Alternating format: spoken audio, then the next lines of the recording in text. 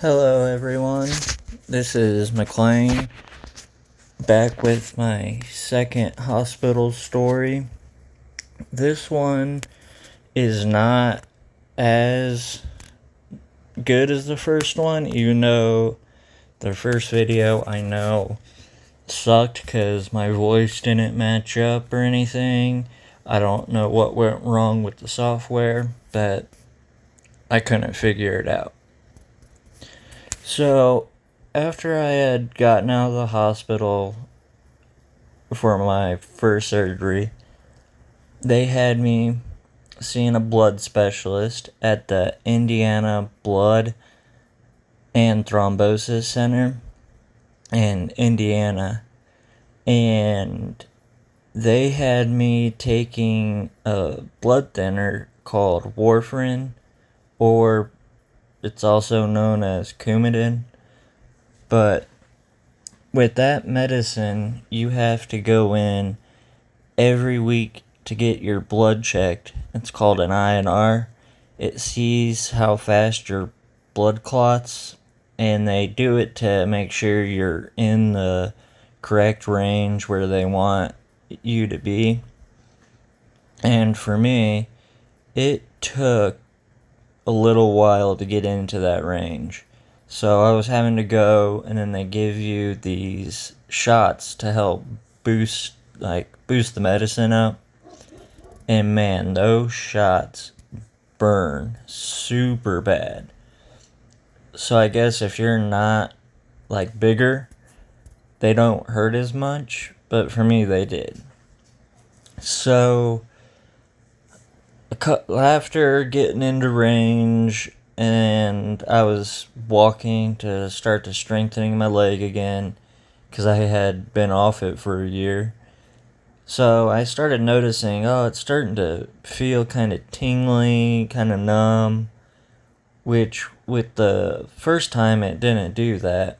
So I was like, I don't know, maybe it's just from me starting to walk on it more. So I gave it a couple of days to see what was going on. And in those couple of days, that tingling and numbness turned into really bad pain, which was the exact same from the first time. So I was like, ooh, I need to get to the hospital. So I went there, and when you go in, check in, they see what I was there for previously, and they saw that, okay, he has a blood clotting problem, and they asked me, what am I here for? And I told them. So they got me back in the room pretty quick. So down in the ER room, in the ER, they were taking me back. And when they were taking me back, my vascular surgeon just happened to be down there in the ER. So he saw me getting pushed into a room. So he popped in to say hi, see what was going on. And I told him what I was there for. So he ordered for my blood to get checked because he was thinking that I had stopped taking my medicine or I wasn't taking it. And when they did the test,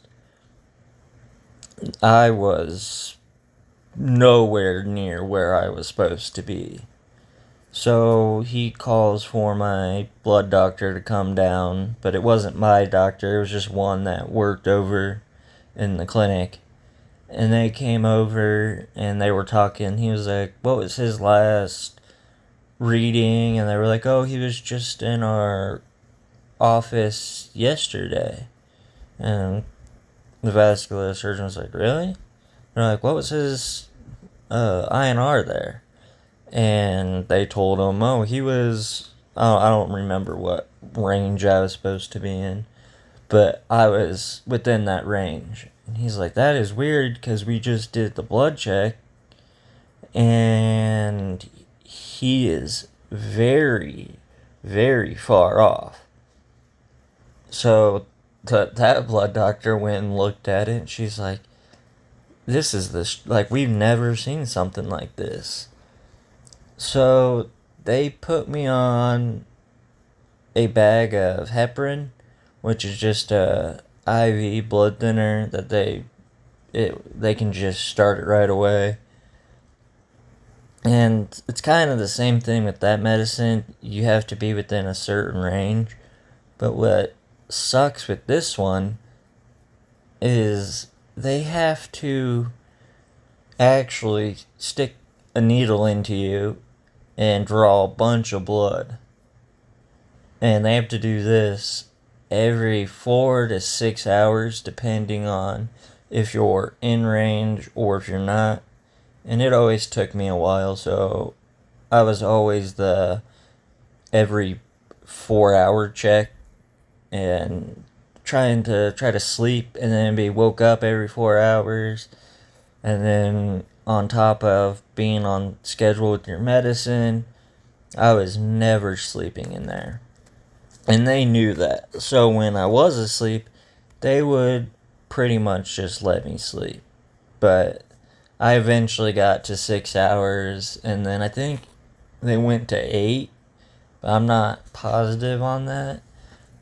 So my surgery, he came in once I was up in my room, and he was like, well, we're going to schedule your surgery for like in 2 days, because my schedule's all built up, and he's like, I want to be the one that does your surgery since I'm familiar with you, which makes sense.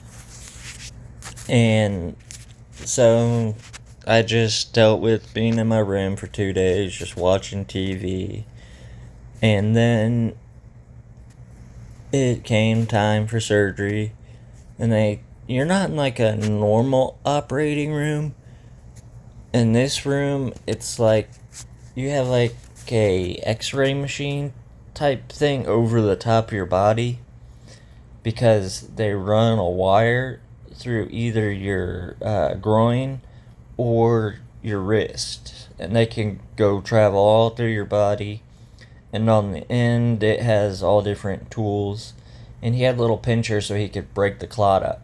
And so he was pulling this clot out, and he noticed that it wasn't like your normal clot. It was something different that he had never seen or he hadn't recognized. So he sent it off to pathology to try to see what maybe it is that's causing the stuff to clot. And so I had to wait in the hospital for a couple days, and nothing came back. Nothing, like I said, this isn't too exciting.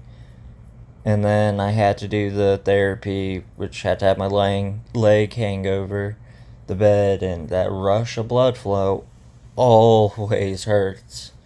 I don't know why, but it does. And so after a couple days, they came in. They're like, okay, we're gonna get you off of the IV blood thinner. And I was like, you're not gonna go back to the warfarin, are you? Because it's rat poison. And I was like, I really don't think that this is a good medicine for me. And I had a problem. At that time, I didn't have a car, so I was having a problem getting a ride to the blood center. And I was having to ask friends and everything. So he was like, oh no, we're changing your medicine. We're going to start you on Xarelto. You'll take it 2 times a day for 15 days. And then you'll take 1 pill a day. So I was like, oh, that's perfect.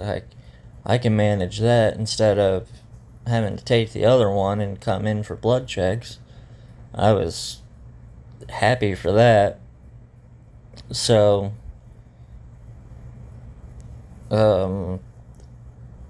after that, once they gave me that medicine, and you had to stay in the hospital for a couple days just so they could see the reaction, and I was fine, and then I was released to go home like 2 days later.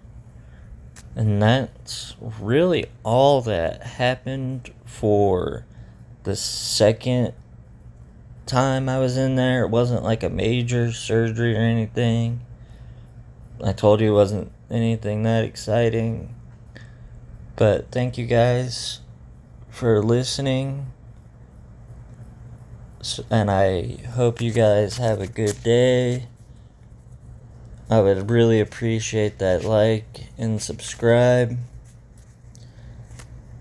I will be making another video here shortly. I have to go through all the notes from when I was in the hospital to get all this, so it might be a little while before I can get the next one out. But thank you guys for your time and listening. I hope you all have a great day. Thank you, and I'm off. Bye.